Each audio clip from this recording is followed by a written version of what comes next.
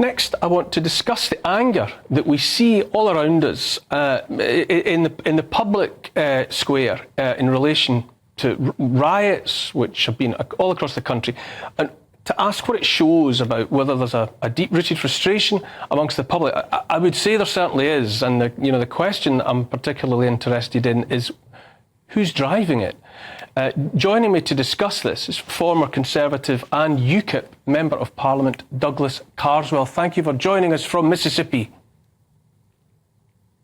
Hello, lovely to be on your show. Thank you for having me. No, it's a pleasure to hear from you.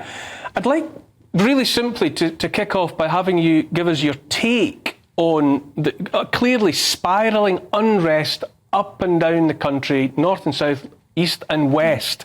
What's your interpretation of it?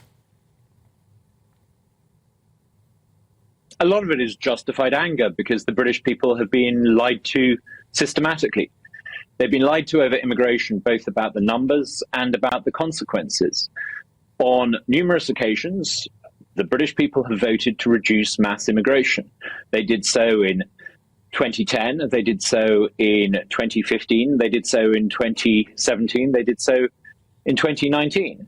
And far from controlling immigration, the Conservative government allowed immigration to get out of control, to the point where today in Britain, 1 in every 27 people has arrived in the past year. The year to date from June 2024, the previous year, the government allowed in over 1.1 million long-term settlers through the visa scheme. And that's only legitimate legal migration. That's not even taking into account the large-scale illegal migration such as that comes across the channel every day. So I think there is justifiable anger that the composition of the country is being changed demographically in a very short space of time. Now, the second great lie about immigration is that immigration is a benefit. Now, immigration can be a benefit. I myself am talking to you from the United States, where I'm a migrant, I should say, a legal migrant. Legal migration can be very beneficial to a country. But you need to take into account not only the skills and the net value of the migrants, you need to take into account questions of cultural compatibility. And the truth is that if you accept large numbers of people into the country who have values that are not Western, that have values that conflict with Western assumptions about knowledge and the role of orthodoxy in society, you're creating long-term division in society. And people know this, and they can see the evidence with their own eyes, and they're fed up with it. They've been lied to. And I think the anger is really fueled by the idea that somehow there's something illegitimate and untoward and immoral about them complaining about this. So, yeah, I think people have every right to feel angry. I don't think it's intentional. I think the stupidity and the naivety of Western elites in believing in cultural relativism is the root cause of the problem in terms of why we can't get to grips with migration. It's not quite true that, I mean, there are tens of millions of people around the world who would like to come and live in the West.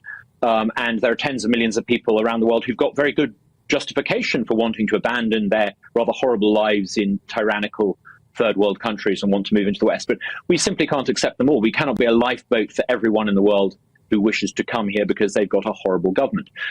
If you were to accept people simply because they're looking for a better life or trying to escape from tyranny, the West would become unrecognizable in a very short space of time. It's also not quite true to say that people from all backgrounds are moving. What's happening is people from non-Western societies are trying to get into Western societies. And I think this gives a lie to the Western elites' idea that somehow all cultures are the same. No, clearly people are voting with their feet and leaving those parts of the world that have bad political cultures, that produce bad outcomes, and they're moving to Western and, I would say, Anglosphere societies. There's a reason why people are moving from France to the UK, because Western and particular Anglosphere culture is more conducive to a happy, successful life. I think we need to recognise. Bear with me, Douglas. Tom Buick in the studio. Do you accept that stupidity and naivety are enough of an explanation? This is a tsunami that's been building for a long time. Do you agree with Douglas Carswell that it's just been generational naivety? There's no doubt our political class has lied to us over the last 2 decades about migration. I think Douglas is absolutely right on that. I think where I sort of depart from his narrative, and actually people who are generally perceived to be on the right of this debate, is I don't think all the explanations are purely cultural. I think they're also economic, in the sense that, take this country, why actually have successive Conservative governments not been able to bring net migration down? Why? Because we have a Treasury orthodoxy that prizes labour supply as a means of growing labour supply to grow the size of the cake, GDP. In other words, we've got governments, successive governments, that are not interested in growing the productive capacity of the British people, ensuring that they get a fair wage from the profits that get produced by our companies. They're on the side of big business often, and employers generally, who can see the benefits of, frankly, what's known as global labour arbitrage, where effectively you hold down the real incomes of people in this country and in other Western countries in that way. So I look at this more through an economic lens than a cultural lens, because, you know, someone that's lived all over the world, I think in general, people of all cultures, faiths and creeds do want to live side by side with their neighbours. Douglas Carswell, do you see the merit of Tom Buick's economic emphasis in addition to I think the point that you were making about culture and so on? I think Tom makes a very good point and adds a further layer of explanation, and I think he's absolutely right. If you look at the atrocious productivity growth in Britain over the past 20 years, part of it is because, as he says, big business, big corporate interests in the Treasury have wanted to import cheap labour into this country.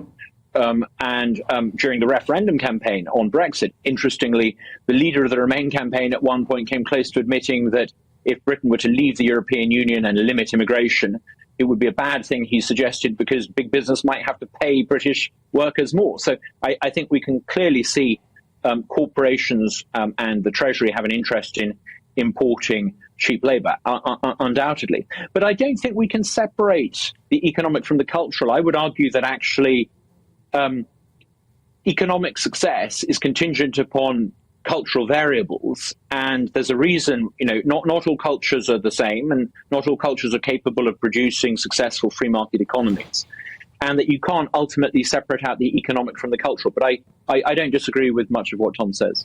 Douglas Carswell, I'm just running short of time right now, but you're going to be joining us to pick up and to develop this conversation in the online continuation of this show. But thank you very much for the contribution you've made so far, and I'll look forward to picking the conversation up a little bit later. Very close to my heart, and it's a topic that I often try to grapple with on here. My next guest is GB News presenter, host of the show Free Speech Nation, Andrew Doyle. And Andrew has by now spent years discussing, debating, cogitating and arguing about this important topic.